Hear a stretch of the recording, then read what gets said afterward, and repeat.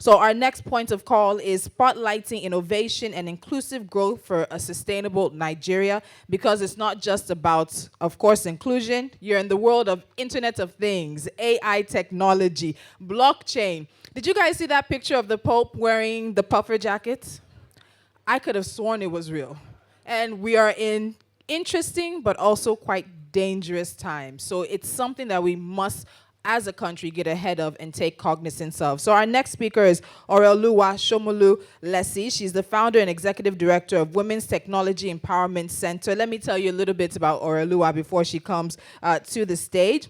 She's also the center, which is the Women's Technology Empowerment Center, is a Nigerian nonprofit organization committed to building a more inclusive technology ecosystem with the next generation of women technology creators, entrepreneurs, and leaders. Oreoluwa has designed high-quality programming for some 31,000 girls and women, many of them who have been inspired to go on into careers in science, technology, and engineering. She is a Vital Voices Lead Fellow, and she is also an Ashoka Fellow as well. Please, a round of applause for Oreoluwa as she comes to the stage. We're looking at spotlighting innovation and inclusive growth. Please, let's keep the applause going.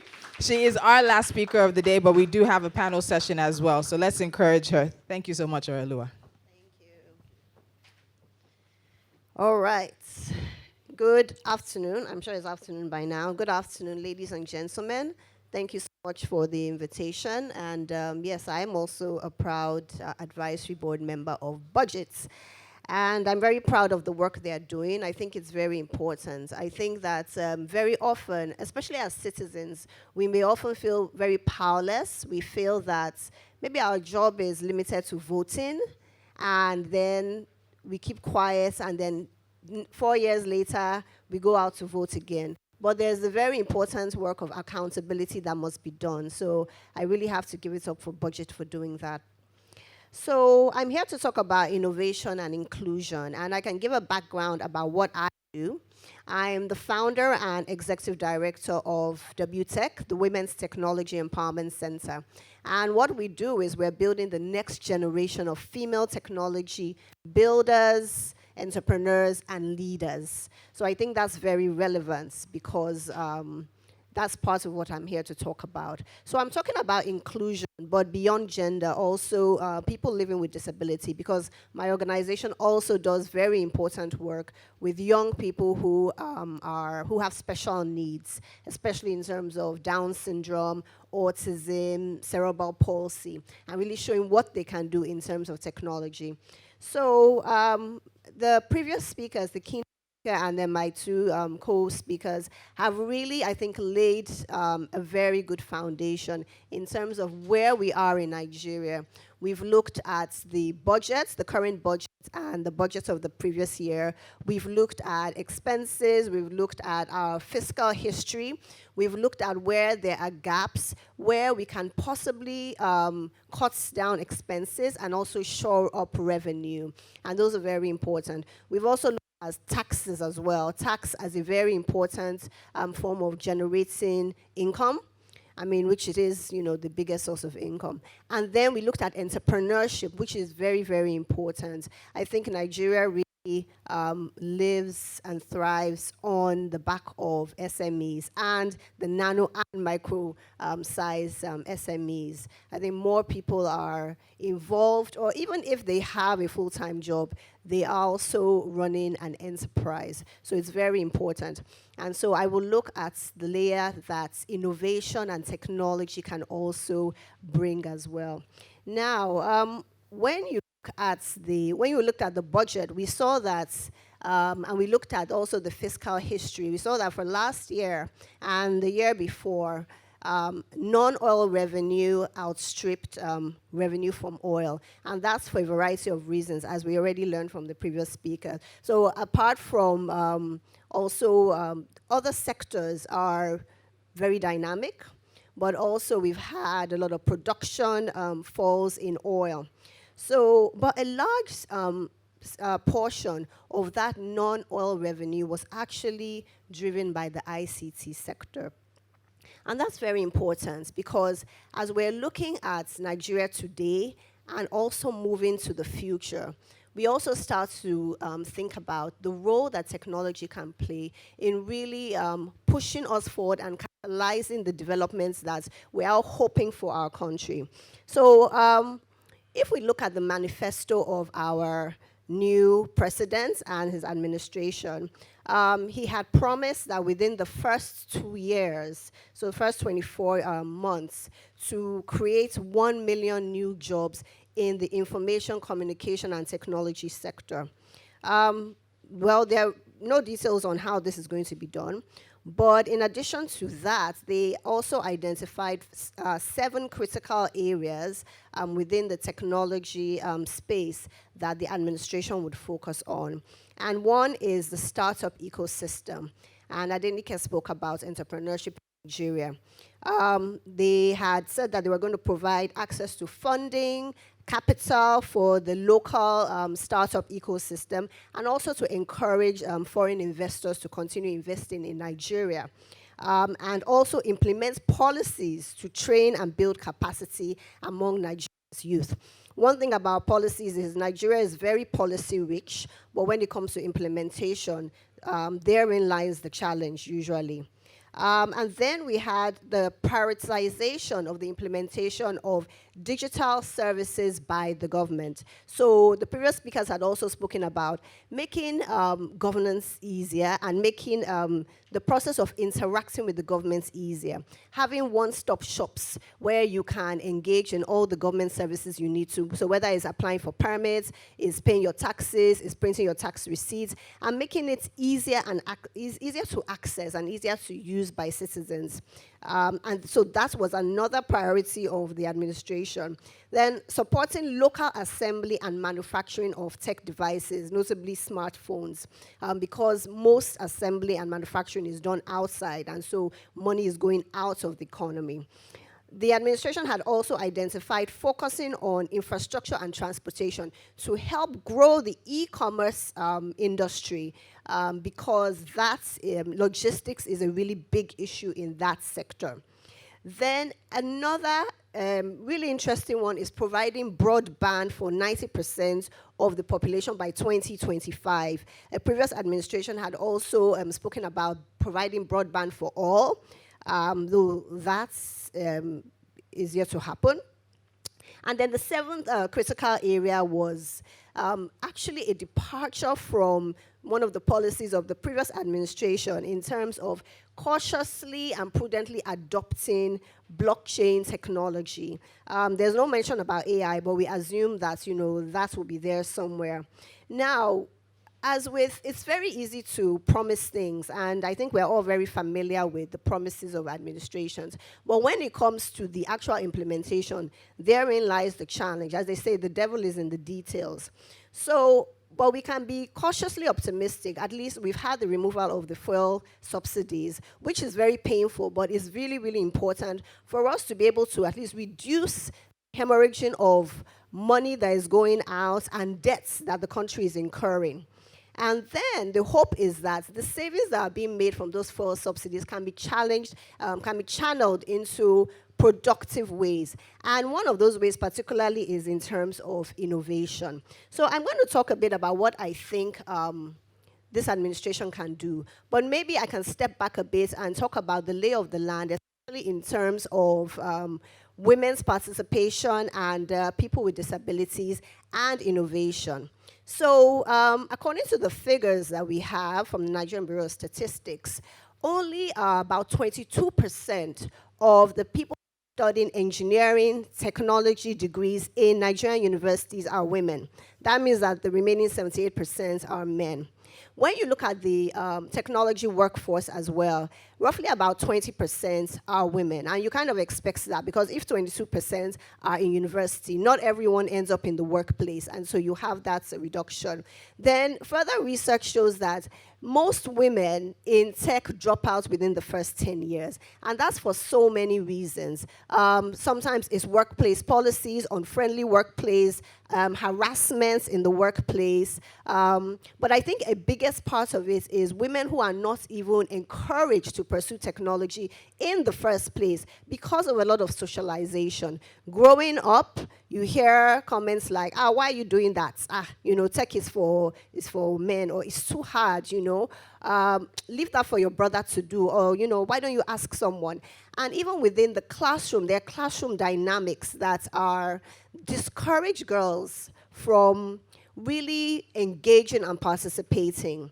I went to an all-girls school, but I mean, not all schools are single sex. And even within single sex schools, I think there's a lot of work that needs to be done in terms of showing and making sure that teachers are able to understand and teach. So in terms of the pedagogy involved in making sure that boys and girls are equally as empowered and engaged, especially in what are considered non-traditional subjects for them. So boys being able to, be encouraged to and excel in, for instance, needlework, and girls in intro tech, basic science, computer studies in school. So all those things send implicit messages to a lot of girls so that by the time they're picking their subjects, they already think that this is not for me. So because of that, that's why we have fewer women who are even going into these courses in university.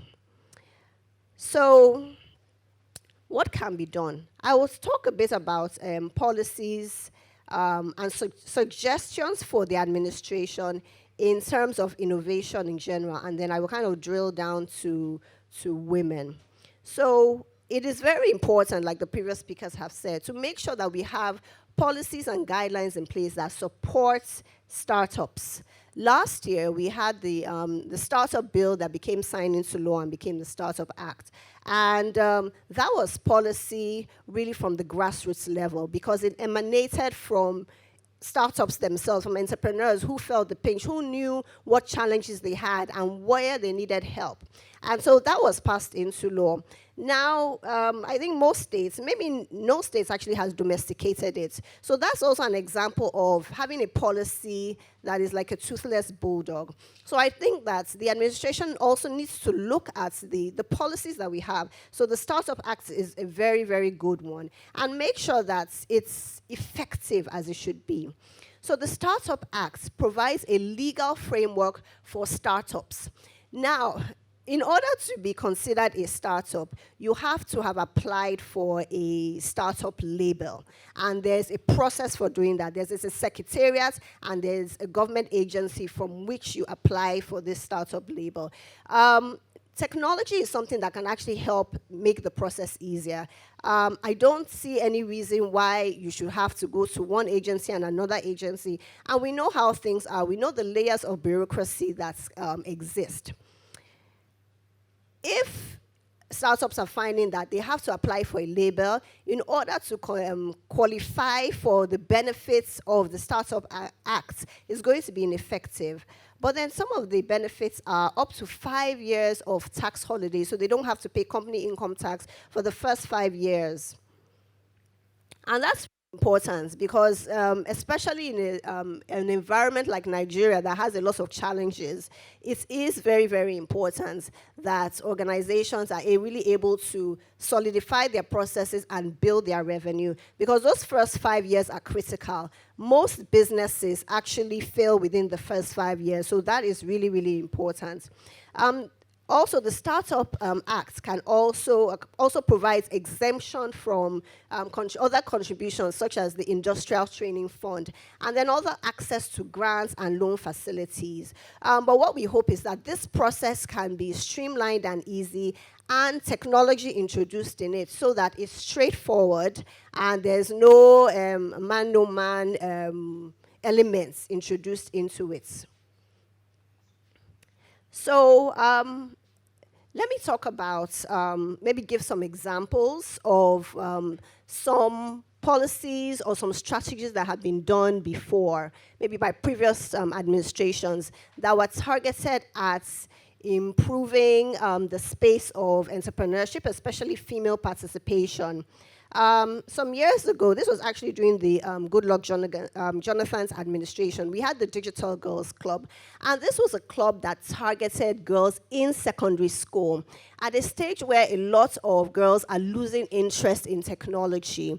It's aimed at inspiring them, getting them building, creating technology so that they are inspired to want to pursue technology in the future. It also aimed at educating the teachers as well, so the teachers were better able to support them. And this program worked across the country.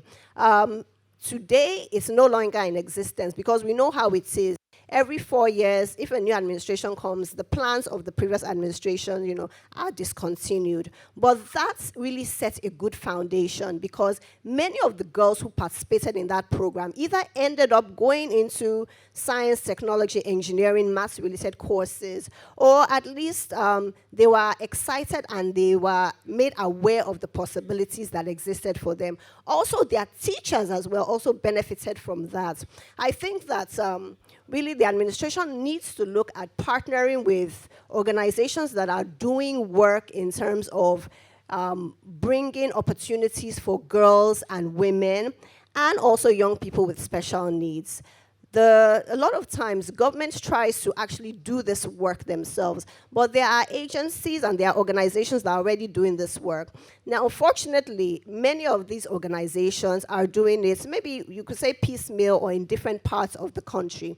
It is really, really important for us to make a critical difference, to have a harnessing of the efforts of all these different organizations coming together. And I think that really, I suggest that the administration looks at a way that they can provide an environment for that to happen. If we don't have young girls who are interested in technology, they are not going to grow up into women who are pursuing degrees or maybe even pursuing further studies. Then, another agency I could mention is the Lagos State's Research and Innovation Council, based here in Lagos State. And they've been doing some interesting work in terms of providing funding to startups and also particularly encouraging women entrepreneurs. They've also supported with mentoring and connections to investments as well. Now, that is just on the state level. But imagine if there was something similar like this on the national level. I think it would be so powerful. They are providing access to grants, essentially. So I deal with a lot of startups, female-led startups within my space. And I know that a major concern is always that, will I be able to pay this money back, or will I be able to provide a return on investments for the people who are investing in us? Because really, there are a lot of challenges to surmount. So I think access to grants that you don't have to pay back are also really, really, really important for this space. Now, I think that we can talk about policies and strategies all day long, but there are some basic things which are really fundamental. And access to digital infrastructure is really, really important, not just for women, but also for everyone. One of the things that the administration had promised was broadband for at least 90%. We know how much we get done, how much we are using our devices, we are using the internet to access services, to create value as well, to learn and to earn. Now, think about all the people who actually don't have access to the internet. Nigeria actually has one of the highest data tariffs in Africa and even in the world. But despite that, somehow Nigerians are still finding a way to get online because we see the benefits of doing so. And so it's really, really important that we're able to work on removing any caps that there are for telcos in terms of the costs of that they can provide data at. Because this would mean that data, really in some countries, data is free. In a lot of Scandinavian countries, we heard the example of the Scandinavian countries earlier on. They pay more taxes, but then they get a lot more in terms of the benefits from the taxes. And one of those things is really free and available Wi-Fi everywhere you go. For a lot of women, this is really going to make a big difference. Adenike spoke about women entrepreneurs, and I know that one thing that she had mentioned when we spoke about the program and the work that Faith does is that in some of their programs, they provide free data for the participants, and they found that it made such a big difference, especially for the women entrepreneurs.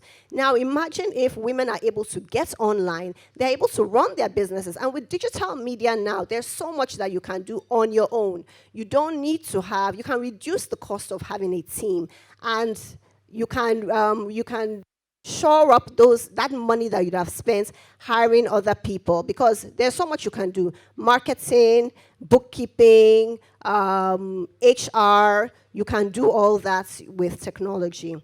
So it's really important that this infrastructure is made available. Now, in order to have infrastructure, we need to have power. I don't want to go into that because that has been an issue for decades. Without constant and reliable electricity, I mean, access to internet is always going to be a big problem. So those are some of the areas that I think that governments can really look into in terms of making sure that we have the access to the infrastructure, we have the access to opportunities to learn, because those are really important.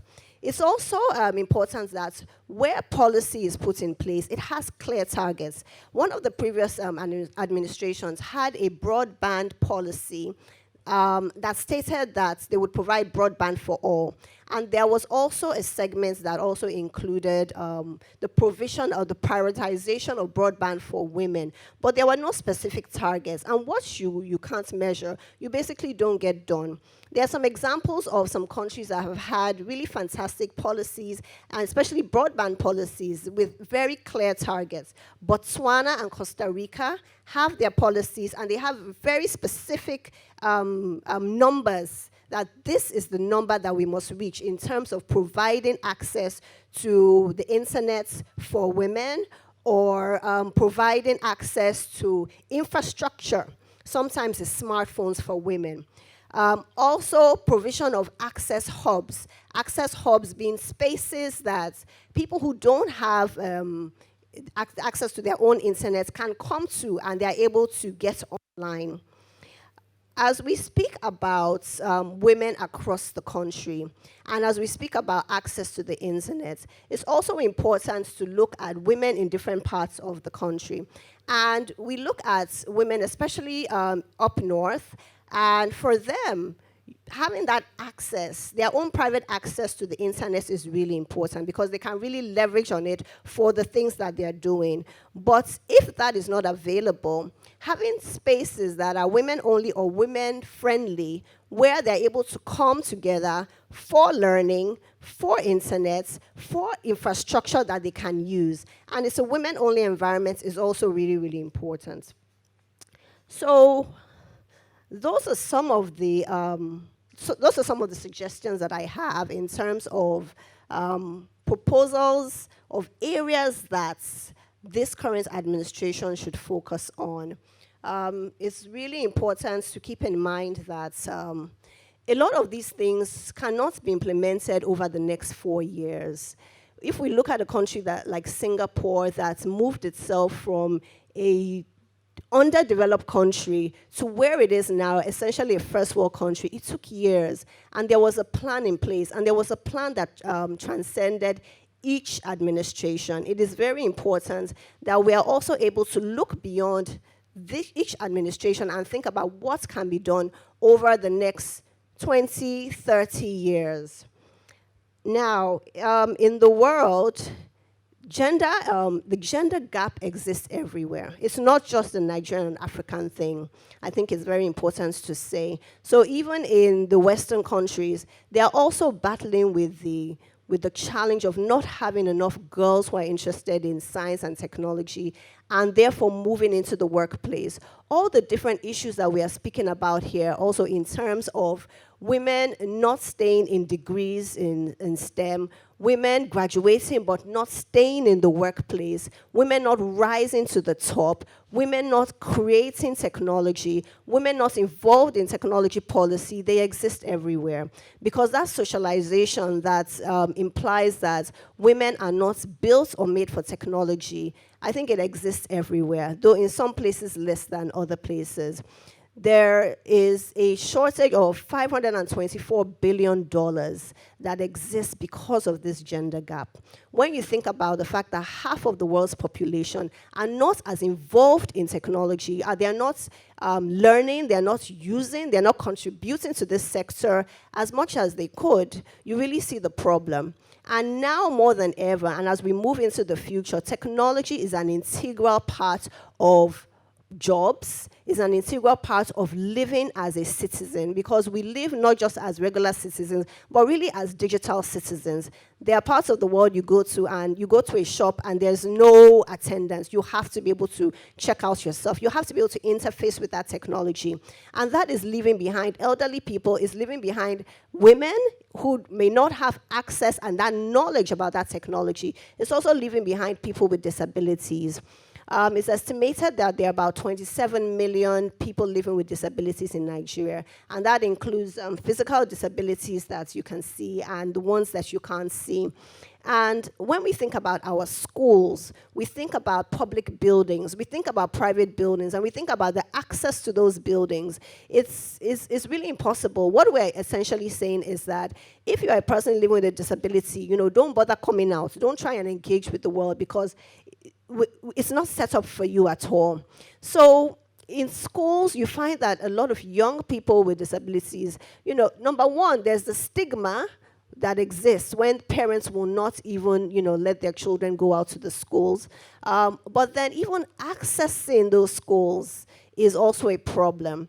So I think as we're thinking about inclusion, and we're looking at it beyond the scope of just gender, and we're looking at it in terms of disability, we also need to think about how we are able to make life more accessible for people with disabilities. Lagos State passed a law, but again, the problem is always about implementing it. There are still buildings that are multiple stories that don't have an elevator. Or maybe they're single stories, but they have steps and there's no ramp. I think they may seem very basic, but that is even the starting point. That is even the foundation of where we need to be.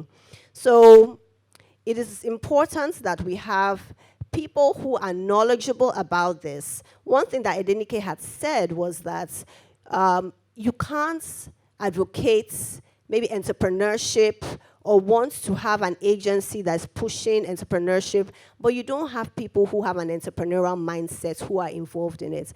And it's the same thing as well. If we're looking at increasing innovation, and especially with respect to inclusion and having more diversity, whether that's gender diversity, ability, religion, you need to make sure that the bodies that are doing this work are fully representative of the whole society, as we are hoping to project and to celebrate. So I think those are my points, and thank you so much for listening. It was a pleasure to share.